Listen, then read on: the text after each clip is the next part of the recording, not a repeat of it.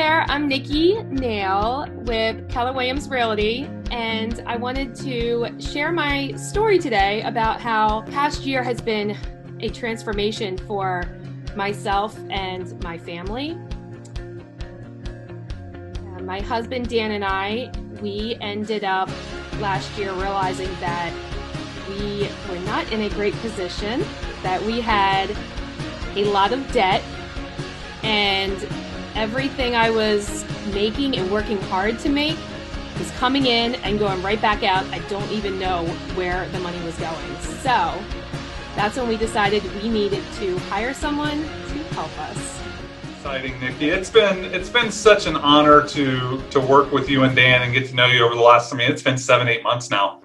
I can't imagine what your world was 12 months ago. You just had a baby in the middle of COVID, and what's the real estate market going to actually look like? May of 2020, we didn't know. We didn't know what interest rates were going to do. We didn't know if you could have open houses, your state versus the state that I'm in versus the state that everybody else. We just didn't know. And, what a bold, courageous move that you made at the end of, kind of the end of the summer, maybe end of the summer of reaching out and saying, hey, how do we get ahead?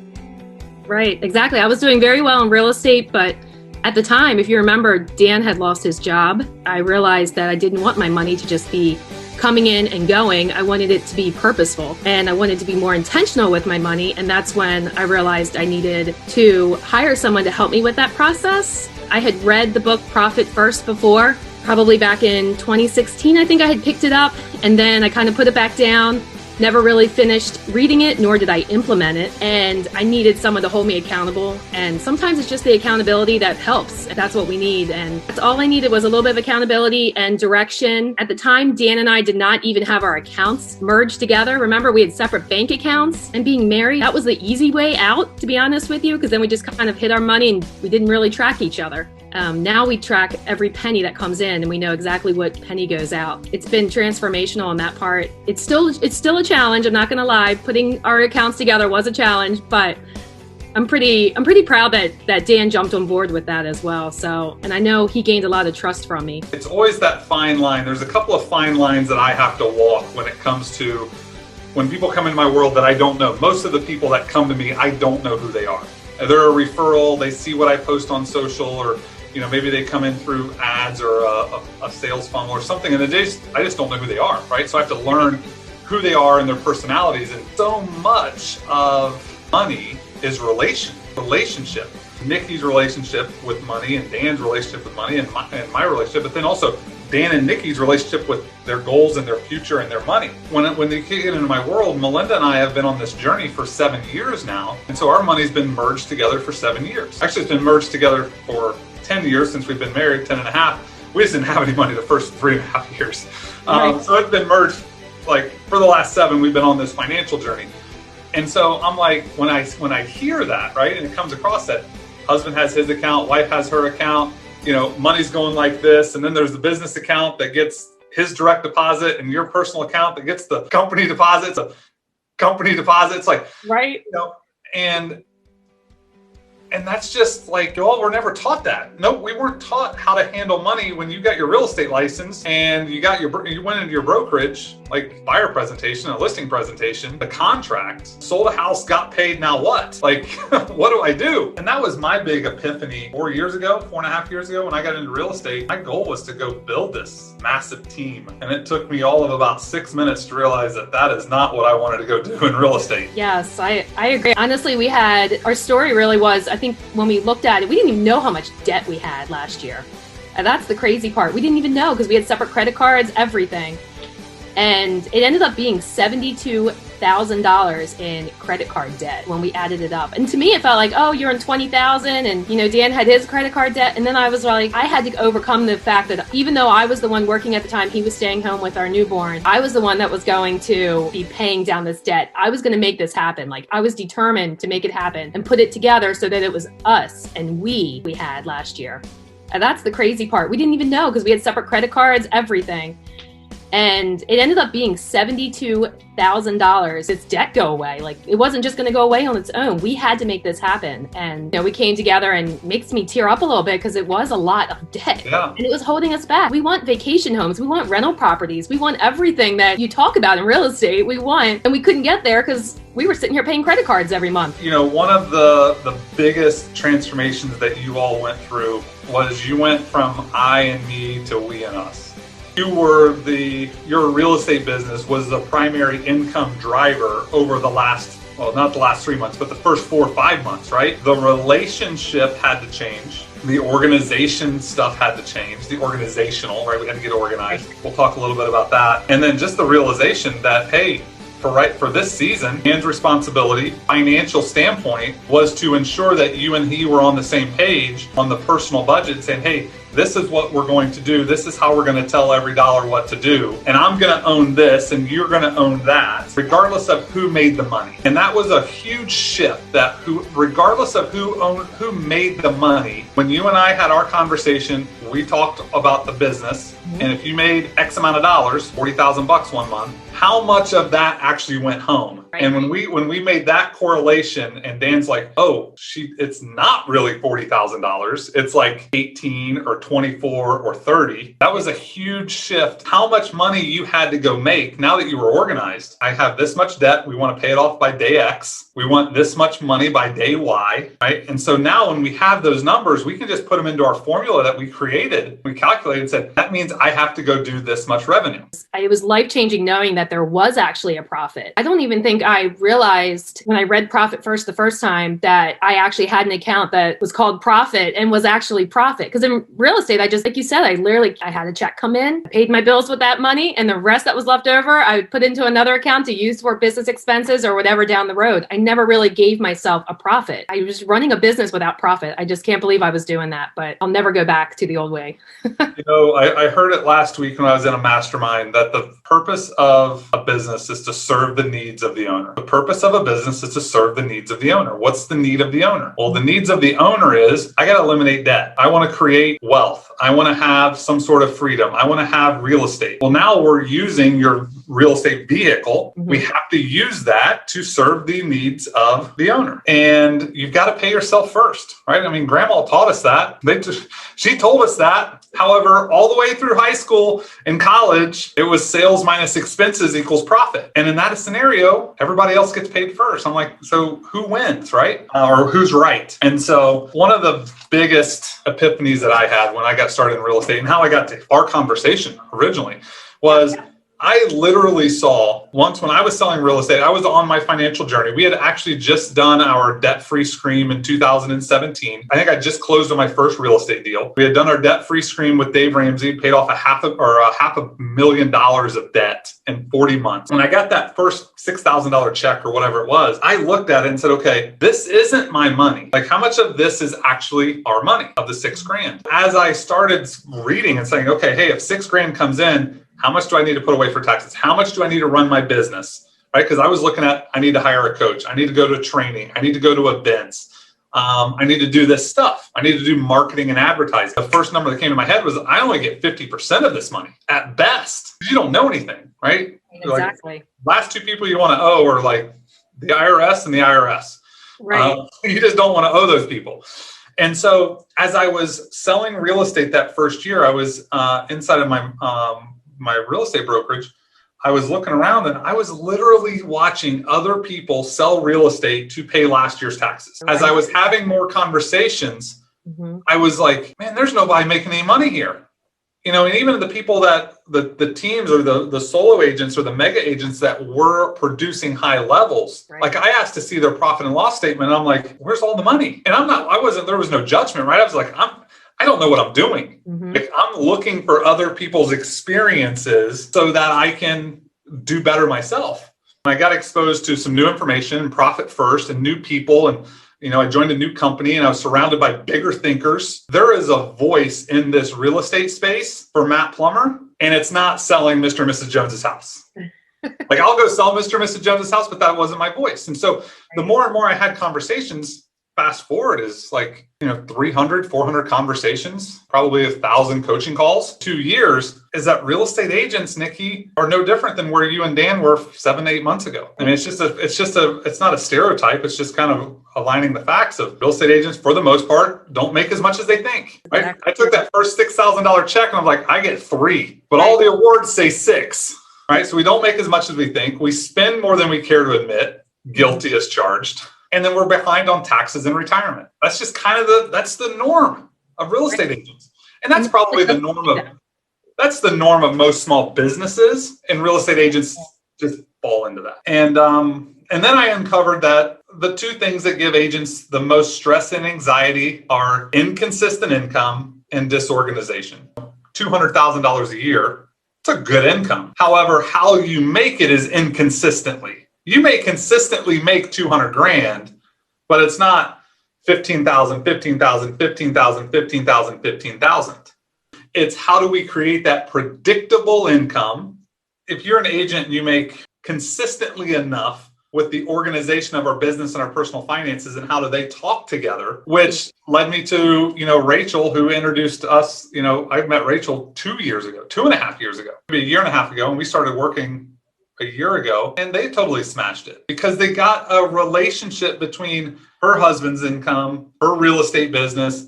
They got on the same page. I mean, the common theme is like, get on the same page with your spouse, get organized, and just be real. You have to be transparent. You have to be transparent. I say there's 3 steps to any transformation. And you all have gone through this, Nikki.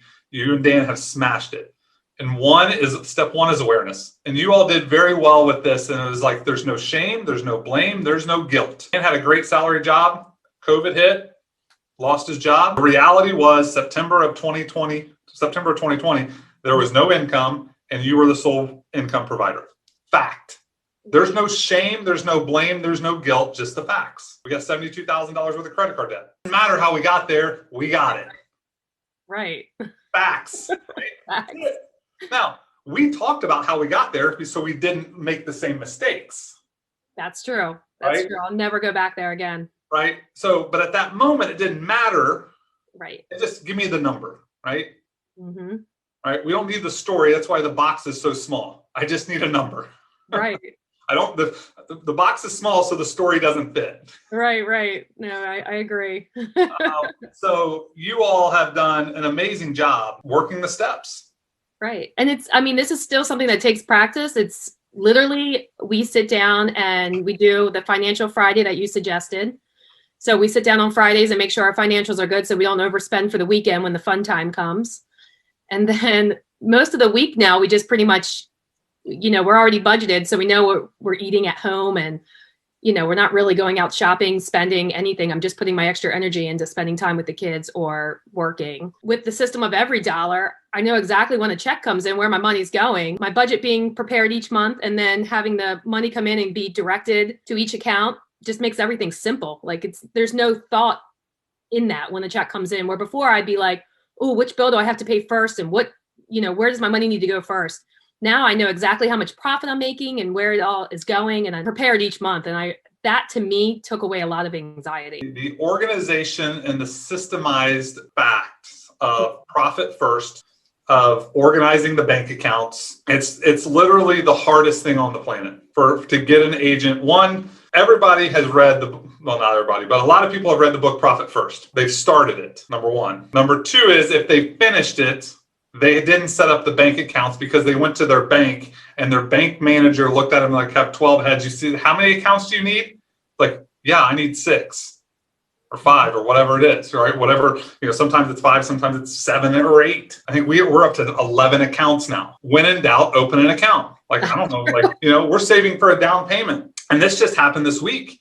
We're saving for a down payment for a house, and that money's sitting there in my daily view of all of our money, right? It's in a separate account. And I'm like, I've got to get that money out of there. Right. Because it's a false sense of security that we have cash when in 6, 12, 18 months, that money is gone. Right. Right.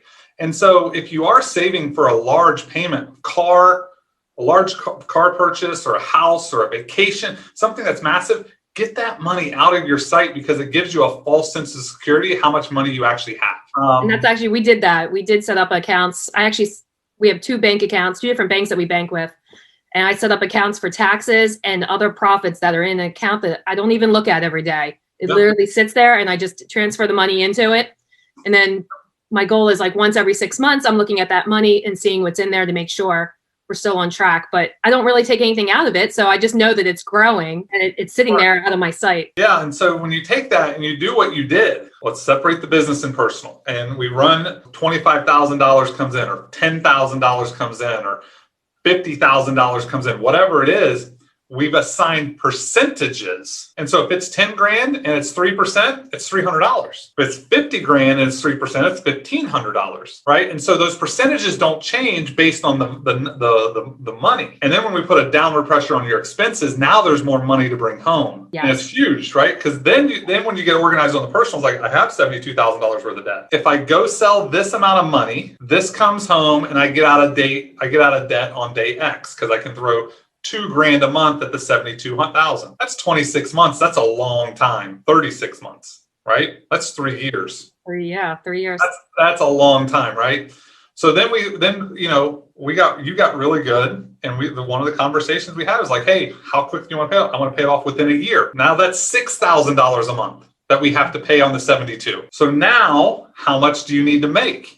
Top line. It's not 20, it's 30, but we still live on the same amount. We still run our business on the same amount. Our profit's still, the same percentage. The taxes are the same percentage. Cut a lot of expenses. I'll never forget. I think it was probably like 3 or 4 conversations in. Dan was like, this is how much a month? And I'm like, well, how's it worked the last 12 years?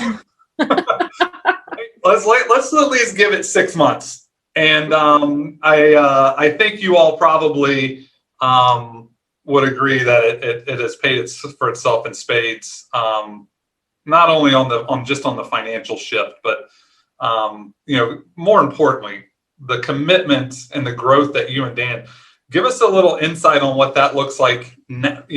6 months ago and today, right, or 8 months ago and today.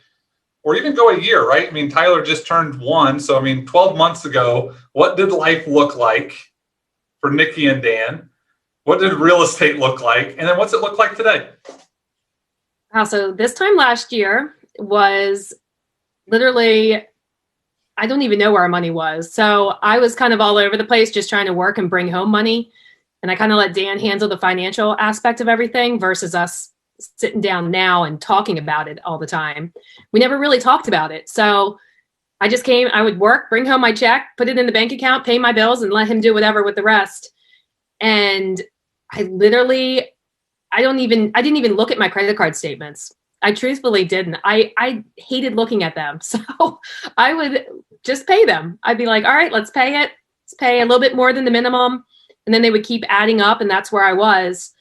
And I just knew that we needed that money to put towards our house and things that we needed fixing. And we didn't have that savings account that we could eat into, when something broke in the house.